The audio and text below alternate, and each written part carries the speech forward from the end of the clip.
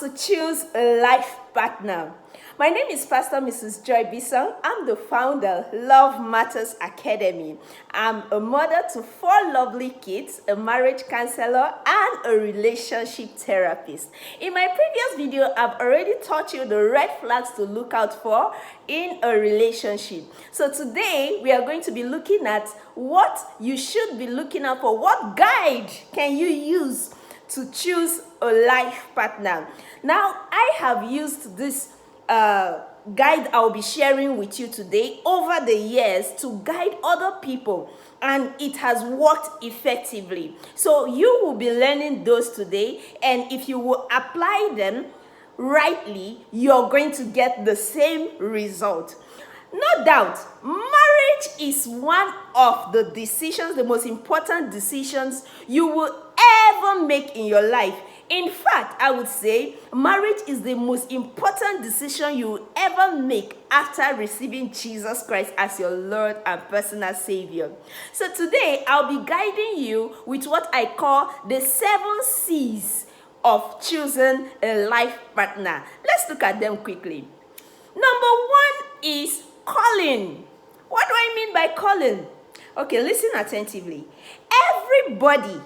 Every human being was born with something they should be doing on earth, a purpose. So calling does not mean you have to be a pastor or a minister or anything like that. Something you were called to do, a potential that you discovered that this is why I am here on earth. So number 1 is calling. So if you are going to look out for somebody to marry, you have to look out for calling. Marriage, of course, is not just about romance. 2 people must work together to fulfill a purpose. So that is what we call calling. Now let me break it down. I'm going to be calling out the names of certain people in my example today. But these are not their real names, just for you to understand what it means or what point I am trying to portray. So now let's look at some examples. Let's say Sarah feels called into the children ministry, right? And now she wants to marry someone called David. And David feels called to what? Youth fellowship ministry. Now their callings are different, but they can work together because they've been called to serve the next generation. So their callings align. So in trying to use calling as a framework to decide, you have to check if your calling aligns with the calling of the person you want to be your partner. Now let me give you another example that will show you or make you understand how this calling may not align or what can cause conflict in marriage. Now let's call this person John. Now let's say John wants to be a business, and he wants to build a business empire that will keep him tied to one city. And then he wants to marry a girl called Jane. And Jane feels she's been called to be a missionary overseas. That means she will have to travel from one place to another. Now listen very well.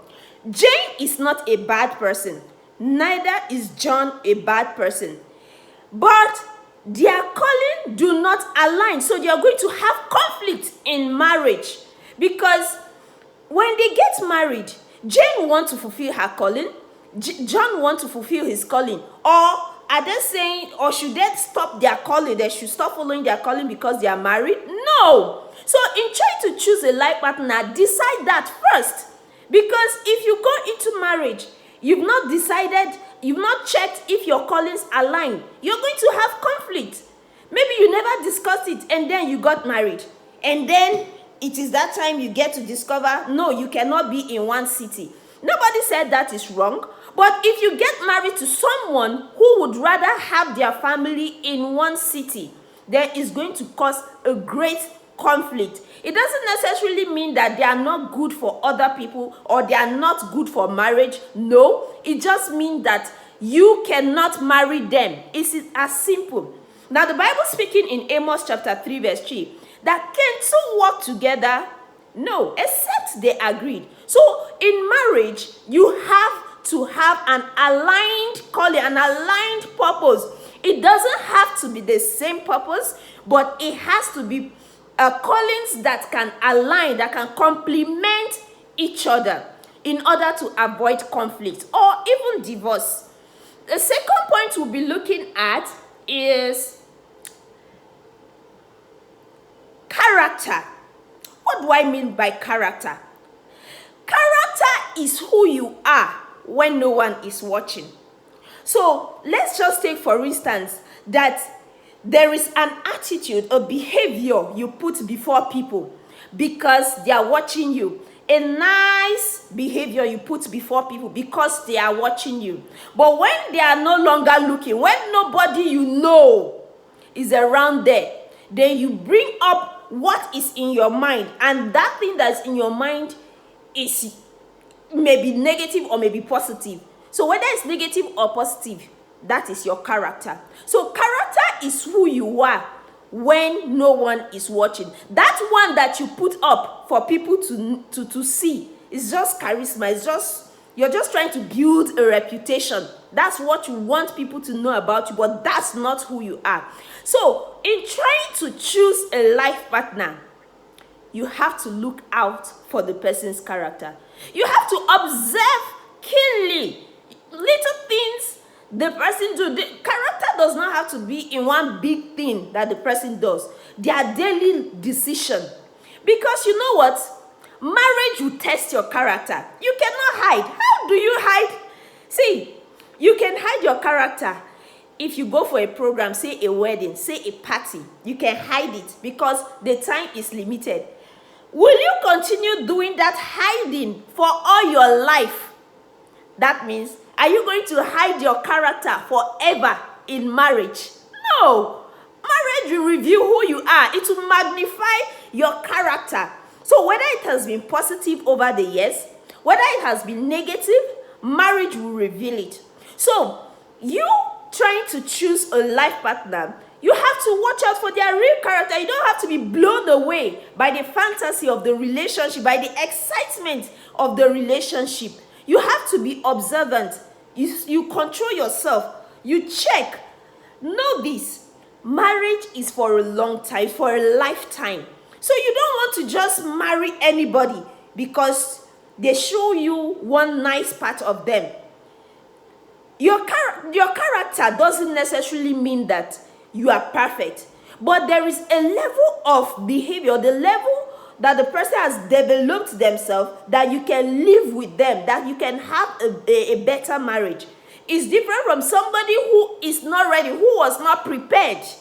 Okay, so now let me give you an example. Let's call this person Michael. He's a male, a young man. Now, if you ask Michael's friends about Michael, and they tell you, Michael, if Michael gives you his word, it is as good as done. A testimony like that is character, good character. So, but let's give another example. That you ask about the person you're considering for marriage. Say, let's say Lisa. She looks charming, but she cover up her charm with mistakes, lies, and all of that. Trust cannot grow where truth is absent. That is a wrong character. That is a character of someone that you have conflict with. That's not readiness. Okay, let's look at a scripture. Proverbs 22 verse 1. It says, a good name is more desirable than great riches, and to be esteemed better than silver or gold. What is he talking about? He's talking about character. Character is better than looks. In marriage, the looks will fade. Be you a man, be you a woman. Even without marriage, you're going to change. Let's be honest. Yes, even without marriage, you're going to change. You're going to... Okay, let's take a look at how you are now. Have you been like this in the past 10 years? You changed. So whether you marry or not, you're going to change. So, but if you get married, the changes may be more obvious. So let's say you're a woman, slim, you get married, and by God's grace, God blesses you with children. So maybe if you're having a flat tummy before, after childbirth of 3, 4, you may not have pot belly. If you work on it, it may go back, it may not. But that look has changed from where you were single, or from where you were before you got married. Let's say you are a man now with a flat tummy. When you get married, maybe it's like African people, they'll say it's enjoyment in marriage. Maybe you may grow pot belly because of you were not eating very well then. Now your wife feeds you better. So you're going to change whatever it means. That's on the lighter note. But the point is, you're going to change. So what is going to keep that marriage is character. It's the person's character. So if you married because the person is handsome, you married because the person is beautiful, what happens if their beauty is gone? It's inevitable. What happens? Then you change them, you start cheating on them. What? So character is to be esteemed beyond look. That's what that Bible verse is telling us. Number 3 is compatibility. Now, compatibility means you can complement each other to achieve shared goals. You can align with each other, being able to live together, work together to achieve goals. Now, let me give you an example. Let's call this young man Daniel. Now, let's say Daniel is an entrepreneur, and the person he wants to marry, Mary, is a detail-oriented person, very structured, and they get married. Together, their vision plus structure will make a very strong team. Now, let's give another example of one that they don't have a good compatibility. Let's call this person Anna. Now, Anna loves spontaneous late nights. Then the person she wants to marry, Paul, needs strict routines. Now, Paul does not work with pressure, quickly, let's do this. Oh, today I forgot, yesterday we're supposed to do this. Let's rush.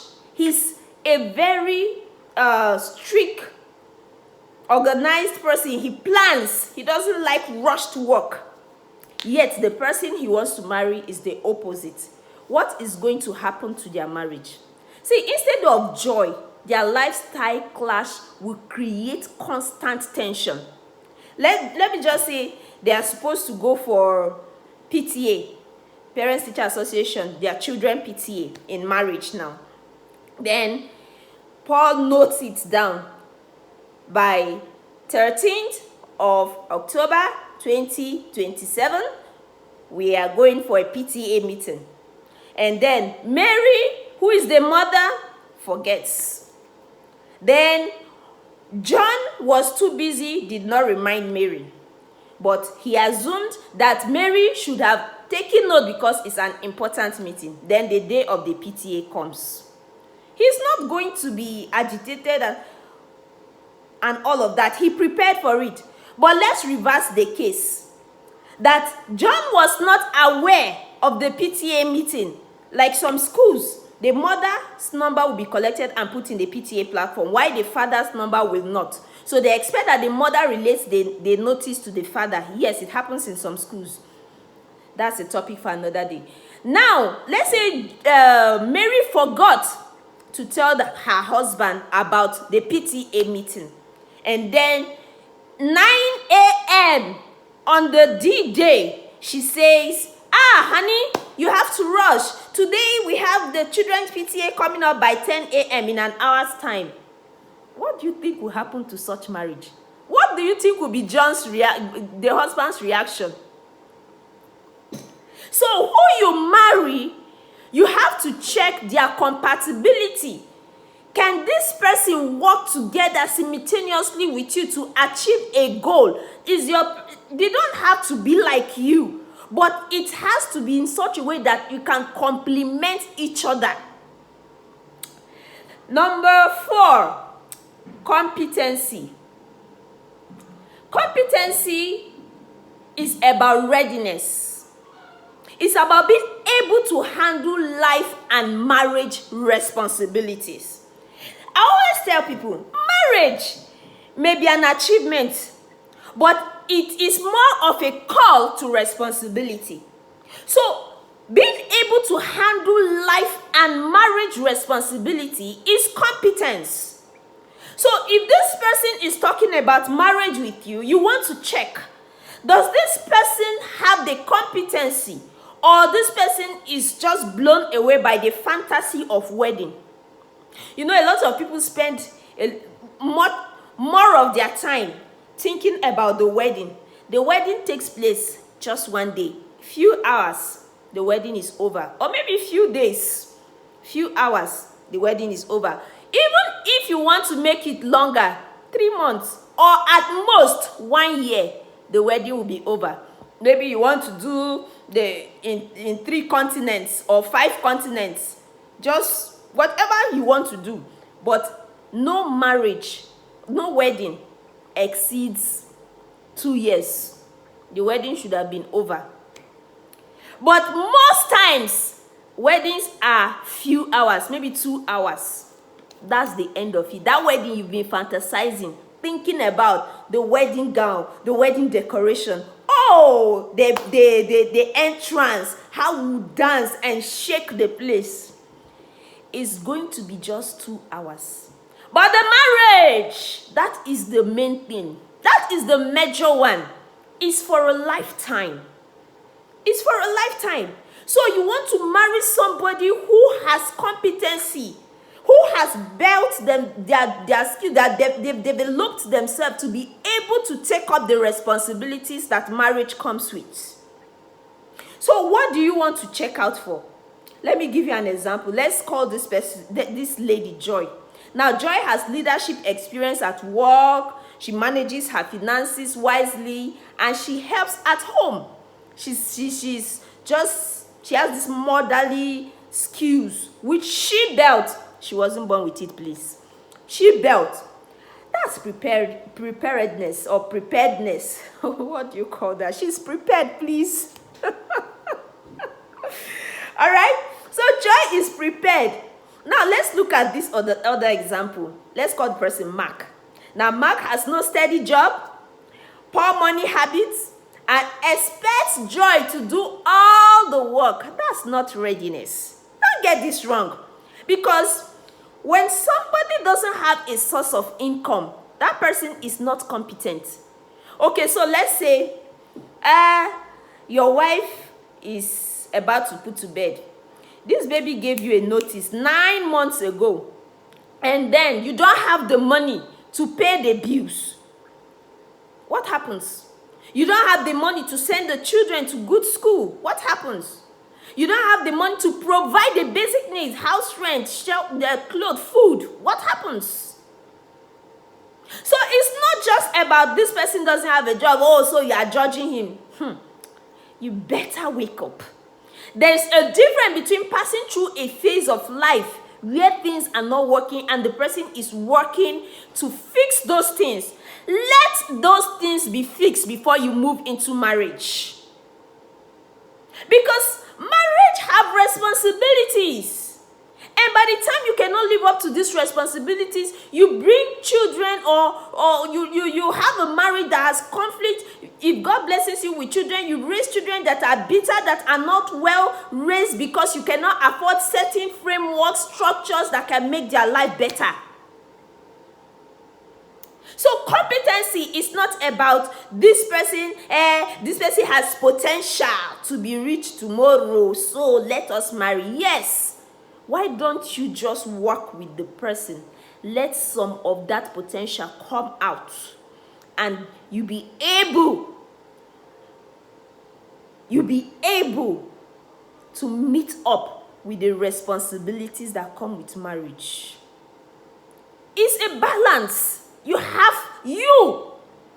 to put. You have to place. Because nobody is going to do those checks for you. You are the one in that relationship. You are the one that knows that this person has this kind of source of income, or does not even have a source of income, or does not have a job. Especially the man, but not alone. Not the men alone. So competency will mean that this person is ready. Is ready financially, is ready mentally. Let's go to the next point. The book of Proverbs chapter 21 verse 5 says, the plans of the diligent lead surely to abundance. The plans of the diligent lead surely, if the person is diligent, his plan will lead to abundance. But everyone who is hasty come only to poverty. Proverbs 21:5. Number 5, commitment. What is commitment? It means faithfulness. Sticking with responsibilities and people long term. Sticking with them long term. Underline the word. Stay there long time. If you want to know if somebody is faithful, check how long they can continually do that thing. That's commitment. Now, I want to use some examples that will make you understand this point. Let's call this person Peter. Let's say Peter has been faithful in his church role for years. He has been steady in his career, and he is loyal in friendship. If someone should ask you of Peter, you know his friends will give you the word that Peter is a loyal friend. You know that he has been faithful in his church roles for years. You know that he has been steady in his career. That is commitment to those things. Now, let me give you another example. Let's say this lady is Sandra. Sandra quits her job easily. She ends friendship quickly. She avoids hard situations. That is a pattern of what? Quitting. You marry her, she quits your marriage. You have to look deeper when you're searching for a life partner. When you see certain patterns, don't just narrow them to that situation. Don't trivialize them like it's nothing. In 5 months, she has changed 5 jobs. Before a relationship gets to a year with her girlfriends, she's telling you, Sarah, Amina that I asked for 5,000 the other day that she refused to give me, and I know that she earns 100,000 entitlement. She quit the relationship. That's who you want to marry. Tomorrow, the hard situations come at you in marriage. She quits your marriage immediately without a second thought. People that are not faithful, that are not committed to jobs, that are not committed to career, that are not committed to any reasonable thing they are doing in life, are showing you that they cannot be committed to marriage, because marriage is a call to greater responsibility.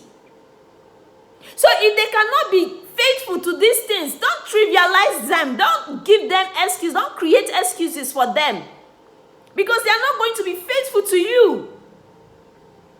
Faithfulness, like I said, has to be tested by how long that person has stayed on that thing. That major thing that person is doing. How long has the person stayed on it? How long? So you're seeing patterns of quitting, and you feel that it's just a job. It's because it's just the church work. Their leader was too harsh. So what happens in marriage? Tomorrow too, when you have a little misunderstanding, they leave because, no, you two, you're too harsh. Come on. The Bible speaking in Mark chapter 10 verse 9 says, therefore what God has joined together, let no one separate. What do I want you to pick from that scripture? Talking about commitment. There should not be separation. It has been joined together. It shouldn't be separated. You have been joined to that work. Don't be separated. You've been joined to that friendship. Don't easily quit it. You've been joined to marriage. Don't let no one separate you.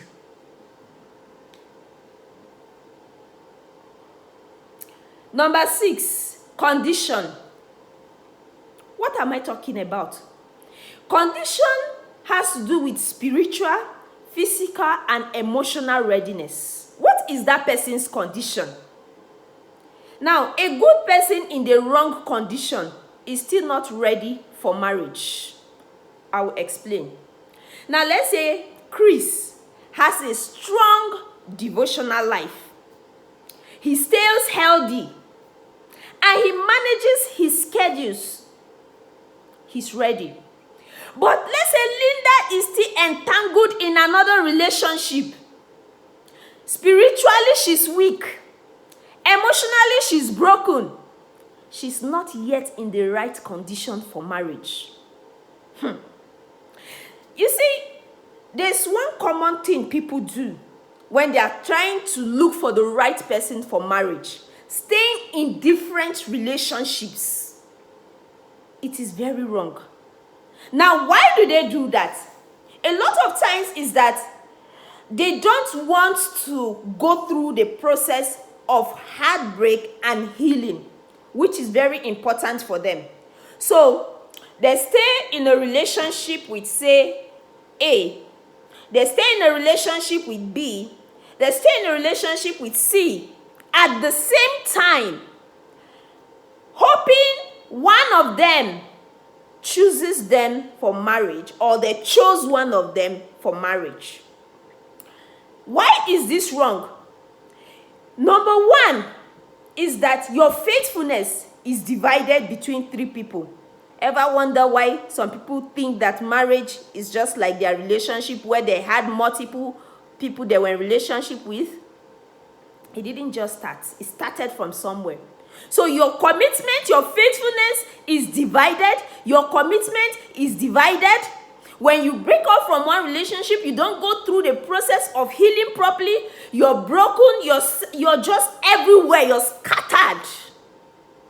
And then, unfortunately, such a person is chosen for a life partner. Do you know what happens? Most times they do comparison. If they are not saying it, they are doing it mentally. Their partner is never enough for them because they think about the people they were in relationship with before meeting their partners. See the way he's doing this. If it was John, if it was James, they start comparing. They are never grateful. They were the cause. They put themselves in that situation where they now have to compare. But they put a blame on their partners for not meeting up with the people they are comparing them with. But imagine a situation where no one was divided. You are in relationship, all your commitment, your faithfulness in one relationship. Even if that relationship does not end in marriage, even if there is a breakup, you're better off. You know why? You're going to get hurt.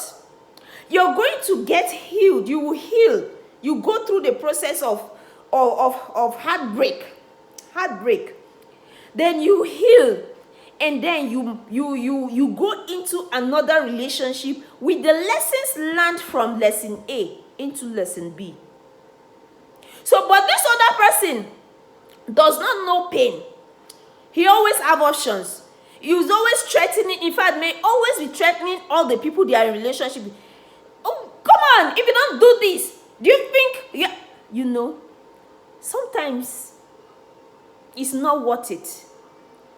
If you know your partner is in multiple relationship, your partner is broken, your partner is emotionally not ready for marriage, don't trivialize it. Don't.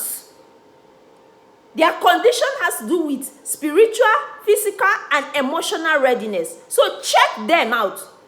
How committed is this person? If this person is a Christian, how committed are they? On Sunday, they even forget because they don't even go to church. They are calling you. And so can we meet by 10 a.m.? And you who is committed to church, you're wondering, why are we meeting by 10 a.m. when you know my church service starts by 9 a.m.? Then they tell you one silly excuse, I'm tired and this and that. It's not about the fact that they didn't go to church that day. It's about the fact that they are not committed. They don't have a whole spiritual life.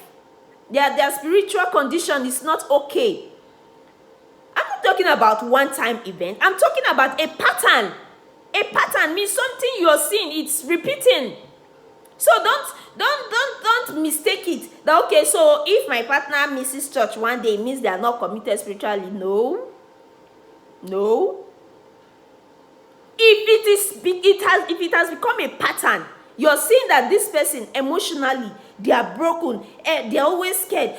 If you leave me, I will die. Says who? If you leave them, they will not die. No. They want to manipulate you to stay in the relationship. Yet you're seeing that this person is not whole, is not okay. Their spiritual condition, their physical condition, their emotional condition, all needs to be fixed. Then this person is not ready. That they are not ready doesn't mean that they cannot be ready. But it means that they have to work on themselves. They have to work on their spiritual life. They have to work on their condition, especially their spiritual life. The Bible speaking in Matthew chapter 6 verse 33 says, seek ye first the kingdom of God and his righteousness, and all other things, including marriage. Emphasis, including marriage, will be added unto you. So if this person is not seeking God first, and the person is seeking marriage, then the person's priority is not correct. It's wrongly placed. So the person has to seek God first, find God first, and then marriage added. Now let's take an example from Adam. When he was in the Garden of Eden, what was he doing? He was busy looking after what God has asked him to do, taking care of the garden. It was when he was doing what he was called to do that God looked at him and said, for this one, there's no suitable partner. Let me create somebody, a helper, a compatible helper, suitable, fit for him. So the person who has not found God, who is not committed to God, and their spiritual life is shaky, is not yet ready for marriage. The last but not the least is consistency. What are we looking at? Consistency is the proof of authenticity. How has this person been able to stay in one thing or in their character consistently over time? Those are the patterns you are looking at. Look out for them. So you see John, he has been faithful, consistent, same respect, same faith, same financial discipline throughout 2 years of being in relationship with him. He is consistent. Now let's say Tom was first caring at first. Later, he began to show unreliability, contradictions. He was nice at first. Then suddenly, you begin to say, I don't know what happened to him. Within a very short time, and then he's still talking about marriage. That is inconsistency. His inconsistency reveals that he has been pretending. So inconsistency shows that this person was only acting up. So, you know when you're acting, you can't keep up with it for a long time. No, you can't. That's why you cannot act up in marriage. It has to be authentic. It has to be the real you. So if in relationship, the lady has been waking up, doing her makeup, sitting down, because she knows that the person she's in relationship with may visit anytime. In marriage, you're not going to have to do that. You won't be able to do that. You won't be able to wake up 365 days a year, 2 years, 4 years, 5 years, every day you're waking up, making up, and sitting down, waiting for your husband to look at you. It's not possible. So whatever you're doing in relationship, in marriage, is going to be magnified. It's going to be showing who you are and who stuff you're made of. You cannot hide. So consistency cannot be overlooked. Matthew 7:16 says, by their fruit you shall know them. Their fruit here means their action, their behavior. You will know them. Can this lady be consistent in caring, in this, in that? Everything that made you to come into this relationship, can that person keep up to them over time, a long time? Can they? So with these 7 C's, if you're careful, your marriage will be built not on feelings alone, but on wisdom. Character, calling, character, compatibility, competency, commitment, condition, and consistency. So you match them with God's word, and you will see clearly who is ready to walk this lifelong journey with you. Don't compromise them. Don't create excuses for them. Now, this is the reason why we created Cord Strand. It is a 1-year program to help you choose wisely, love purposely, and build godly relationship. Now, in Cord Strand, you're going to be having a structure, a framework that will help you to do this. I like the way one of our reviewers put it. She said when she heard that in Cord Strand, you're going to have 365 daily guidance, 365 voice notes to be helping you on a daily basis, 53 webinars in a year, that she knew that this is not one of those motivational talks. She knew that it is not just a program that is shallow. She knew that this is the program she's been waiting for. She's happily married now. She's still in Cord Strand in the Vine The Vow. Now, the Vine The Vow is the marriage aspect of Love Matters, while Cord Strand is the premarital relationship program for Love Matters. Don't miss 2026 Cord Strand program. The registration is already going, and the slots are limited. When we have the number of people we need for Cord Strand registration 2026, we close it. We don't take registrations in the middle of the year or after the session have started, because each program, each activity is deliberately planned to achieve a purpose in every participant. So you registering in the middle or after the program have started means you miss out on some of them, and that we will not do. We are very, very intentional about this. So register for the Cord Strand, because it's going to be a transformational journey for your relationship, one that you can never recover. Our programs you cannot find them anywhere.